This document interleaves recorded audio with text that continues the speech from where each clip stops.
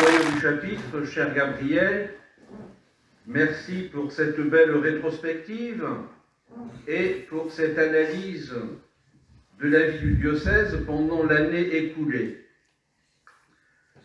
En effet, changer d'année, c'est d'abord regarder ce qui s'est passé durant l'année précédente, en faire la relecture, en faire anamnèse pour y discerner l'action de Dieu et nos insuffisances. L'action de Dieu dans nos insuffisances et à travers elles. Si le Seigneur ne bâtit la maison, les bâtisseurs travaillent en vain. Si le Seigneur ne garde la ville, c'est en vain que la garde veille. Merci donc d'avoir pointé les principaux événements qui ont marqué notre diocèse en 2022. C'est important, vous l'avez souligné, parce que cette cérémonie de vœux a lieu après une césure de 2 ans, due à la crise sanitaire et aux restrictions qu'elle nous a imposées.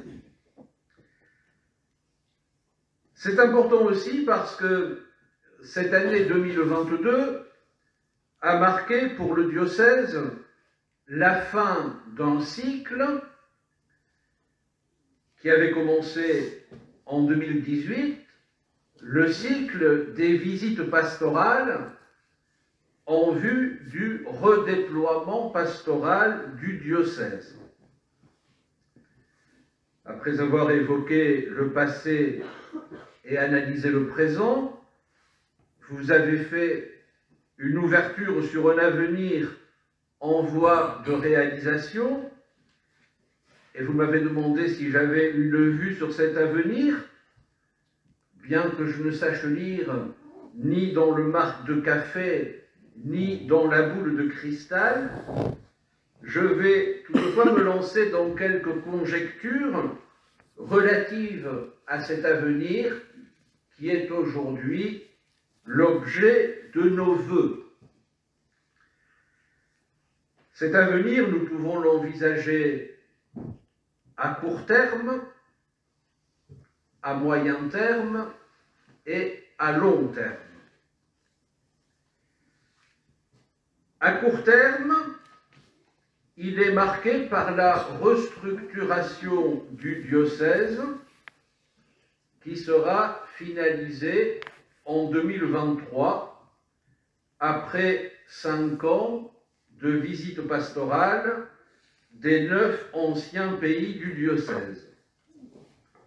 Chacune de ces visites a duré entre 3 et 5 semaines selon l'importance du pays visité. C'est dire que nous avons pris le temps d'aller à la rencontre de chaque communauté dans une démarche véritablement synodale, de prendre connaissance de ses limites et d'étudier son potentiel. À la différence de la plupart des diocèses de France, le diocèse de Vannes n'avait pas connu jusqu'à présent de restructuration d'ampleur, ni de réduction du nombre de ses paroisses, à la manière du remembrement qu'a connu le monde rural dans les années 60, en fonction de la réduction de plus en plus drastique du nombre de prêtres disponibles pour exercer un ministère. Ici, partout où un nombre suffisant de chrétiens capables de porter la mission de l'Église, annoncer la parole, la célébrer et en vivre dans la charité, a pu être constituée, la dénomination de paroisse étaient jusqu'à présent restés. Les GAP, groupes d'animation paroissiale, ont ainsi été créés. Nous savons que le Père Otero, ici présent, s'est grandement investi dans leur création. Dans chaque paroisse, il y a une vingtaine d'années. Les visites pastorales ont mis en évidence le fait qu'en plusieurs endroits, ces groupes n'existaient plus ou étaient incomplets ou encore n'avaient pas été renouvelés depuis leur création.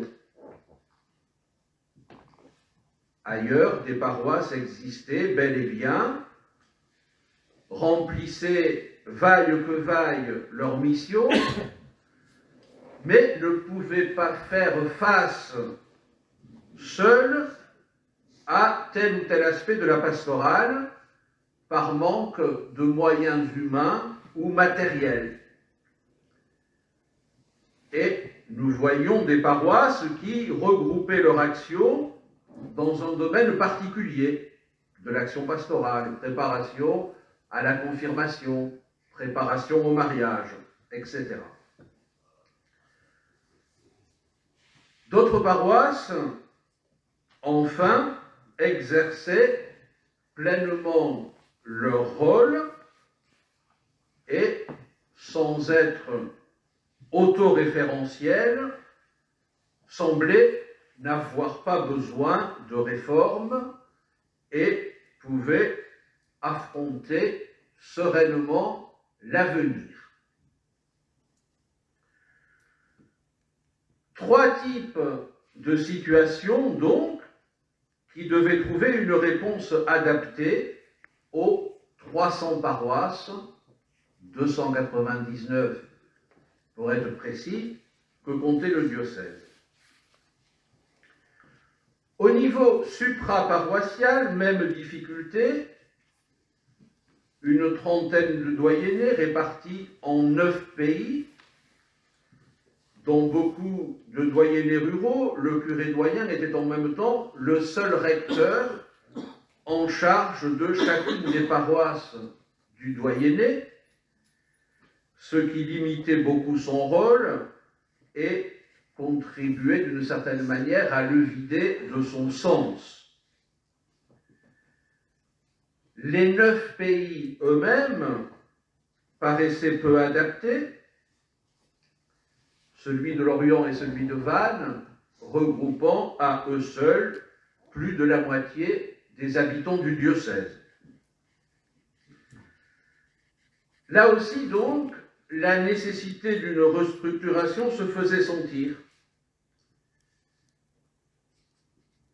Au cours des visites pastorales, notre travail d'enquête et de réflexion a été éclairé par une instruction de la Congrégation pour le clergé du 29 juin 2020, au milieu donc de notre cycle de visites. Ce texte était intitulé « La conversion pastorale de la communauté paroissiale au service de la mission évangélisatrice de l'Église ». Ce texte venait confirmer un certain nombre d'intuitions que nous portions déjà et que nous avions commencé à mettre en œuvre dans les premières visites. D'abord, le fait qu'il existe pour les hommes et les femmes de notre temps une territorialité existentielle qui dépasse les strictes limites d'un territoire paroissial.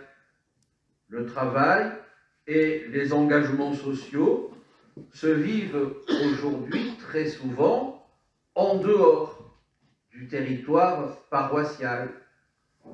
On ne vit pas là où l'on travaille. Ensuite, le fait que, au-delà des lieux et des raisons d'appartenance,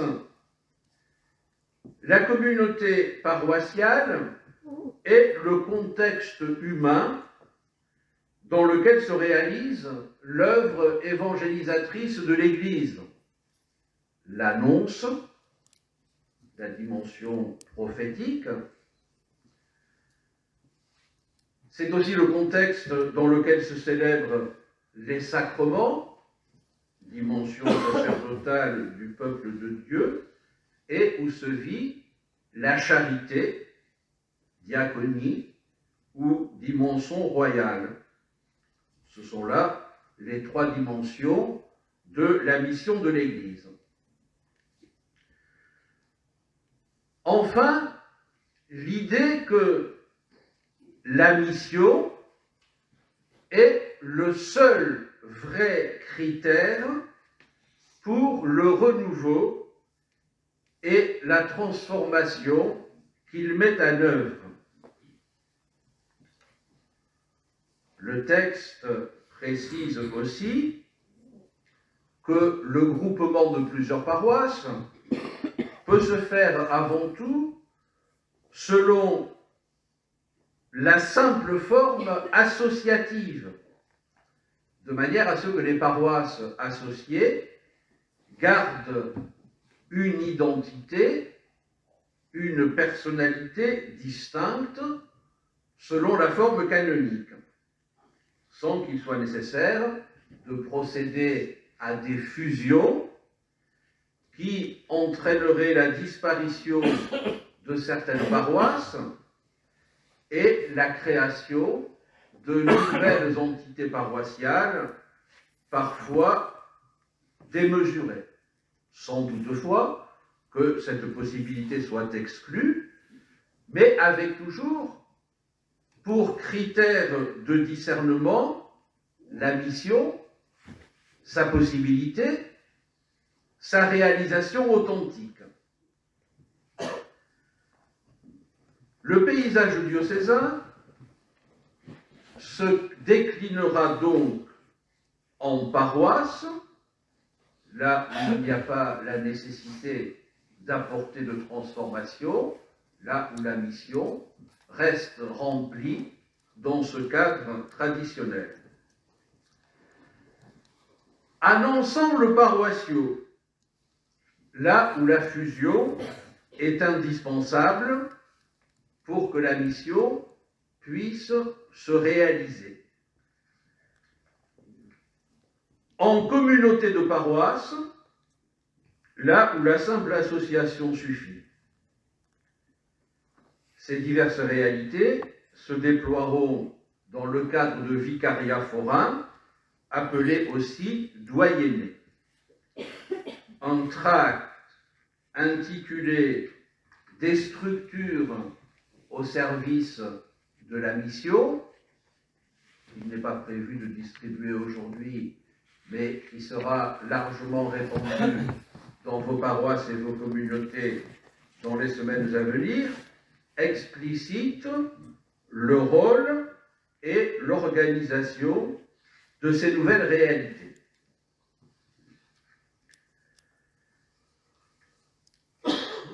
À la mission participe l'ensemble des baptisés, ce qui requiert qu'une formation leur soit proposée. Cette formation est organisée depuis 2020 sous le nom de l'Athénée. Pour cette année pastorale, 393 personnes sont en formation.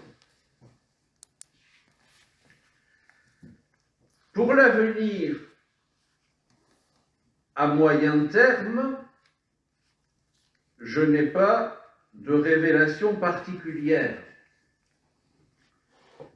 Aussi, et ce sera une façon de lui rendre hommage alors même qu'il vient de nous quitter, je voudrais laisser la parole au pape Benoît XVI, qui disait en 1969, alors qu'il n'était pas encore cardinal: de la crise actuelle émergera l'Église de demain. Une Église qui aura beaucoup perdu. Elle sera de taille réduite et devra quasiment repartir de zéro. Elle ne sera plus à même de remplir tous les édifices construits durant sa période prospère. Le nombre de fidèles se réduisant, elle perdra nombre de ses privilèges. Contrairement à une période antérieure, l'Église sera perçue comme une société de personnes volontaires. On l'intégrera par choix. En tant que petite société, elle sera amenée à faire appel beaucoup plus souvent à l'initiative de ses membres. Elle va sans doute découvrir de nouvelles formes de ministère et ordonnera à la prêtrise des chrétiens aptes pouvant exercer une profession.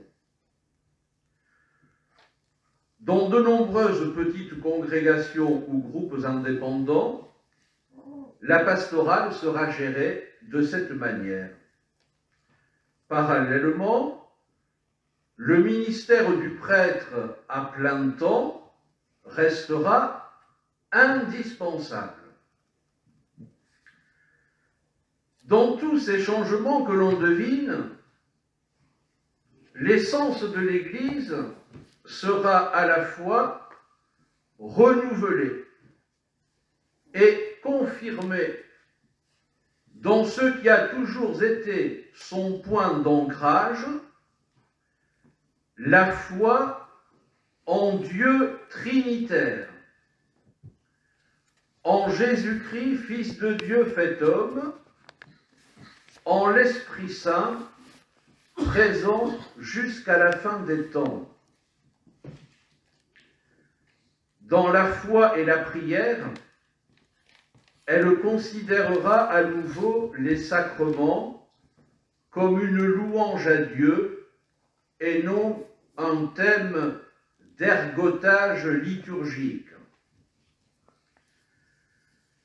L'Église sera plus spirituelle, ne gageant pas sur des mandats politiques, ne courtisant ni la droite ni la gauche. Cela sera difficile pour elle, car cette période d'ajustement et de clarification va lui coûter beaucoup d'énergie. Cela va la rendre pauvre et fera d'elle l'Église des doux.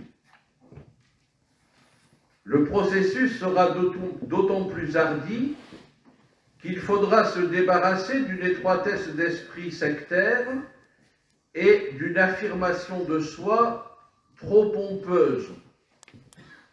On peut raisonnablement penser que tout cela va prendre du temps. Ce processus va être long et fastidieux. Mais quand les épreuves de cette période d'assainissement auront été surmontées, cette Église simplifiée et plus riche spirituellement en ressortira grandie et affermie. Les hommes, évoluant dans un monde complètement planifié, vont se retrouver extrêmement seuls. S'ils perdent totalement de vue Dieu, ils vont réellement ressentir l'horreur de leur pauvreté. Alors ils verront le petit troupeau des croyants avec un regard nouveau.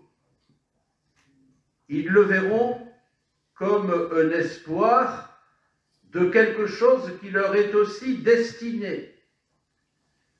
Une réponse qu'ils avaient toujours secrètement recherchée.